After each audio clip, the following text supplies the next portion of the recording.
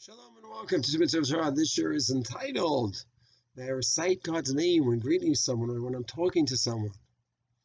As we said in the first year, the question was, can I say, when someone asks me, how you doing? Say, Todah la'el. And I say Hashem's name. Obviously, by the fact that I said it just now, we'll see that it is technically mutar, permissible. But we'll see that not everyone does that. We'll see why. So in the first year, we said there's a bit of a contradiction. Gemara Tumura, Daf Daled, says, be very careful. Hashem kachatira. You have to fear God's name. We should never say it, which is a practice of many good holy Jews. The other hand, Nundalit and Brachot, it says you should greet people with God's names. Interestingly, neither Gemara is brought down the halacha in the Gemara, in the Rambam, in the Shulchan Aruch.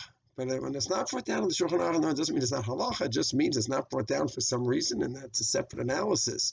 The Mishna Berura, on the other hand, in Reish Tet Vav in Hilchot Brachot, in Reish Tet Vav Sif Daled, we're talking about a bracha levatala. Over there, the Mishna Berura discusses it, and he quotes the Gemaras and brings it down the Maisa.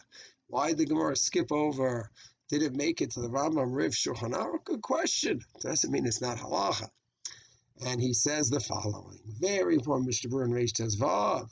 He says, first you should know when saying God's name in vain, it doesn't matter whether it is in Hebrew, in English, or any language. God's name in vain is a problem.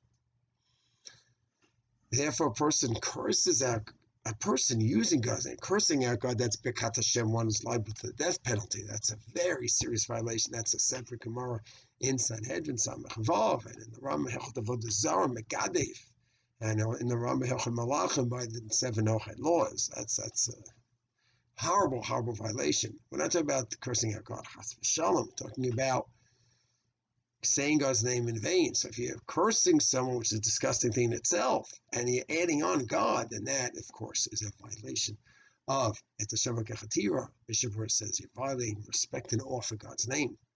And so he brings down that. But he also says if you're saying God's name in a praiseworthy way, it would be all right. Meaning, he says, I hear someone telling me over a story, Hashem, and he says Hashem's name, he did this and this and this, and he starts telling you the story how Hashem saved him from a crisis.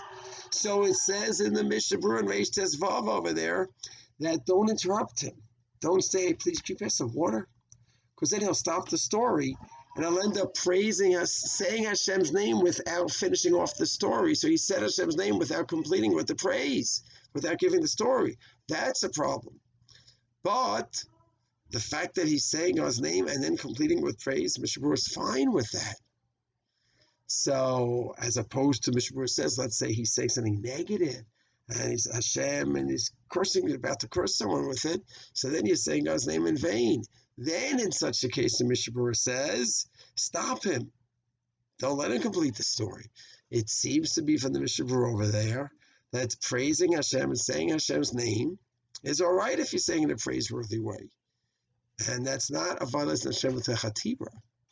So if you have Hashem in part 3, we need to see halach l'maisa, where to go with this, because Mishna Berura himself, that does seem to contradict himself. Hashem will analyze that in part 3 of the series. Shalom.